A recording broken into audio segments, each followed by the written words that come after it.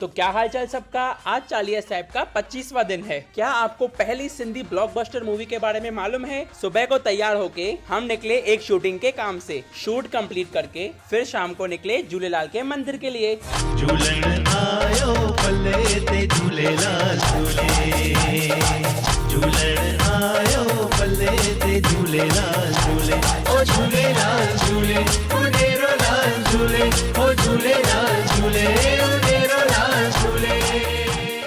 Partition के बाद पहली सिंधी ब्लॉकबस्टर मूवी है अबाणा, जो रिलीज हुई थी 1958 में। ये मूवी के फेमस सॉन्ग थे दाल छोला डबल हेडे हेडे तनिहार, जो उल्लासनगर शहर के ऊपर बनाया गया था। ये मूवी की हीरोइन साधना जी ने इस मूवी से बॉलीवुड इंडस्ट्री में एंट्री की थी। और अगर आपको ये मूवी देखनी है तो यूट्यूब की लिंक डिस्क्रिप्शन में दी हुई है। लाल साईं के जोत के दर्शन किए, अखा साहब पहना, लाल साईं से आशीर्वाद लिया और लाल साईं का प्रसाद खाया। आप सभी को एक रिक्वेस्ट है कि जब भी चालिया साहब मंदिर में आओ तो अपना सर ढक कर आना और कमेंट में जय झूलेलाल पक्का लिखना। झूले झूले, उड़ेरो झूले झूले।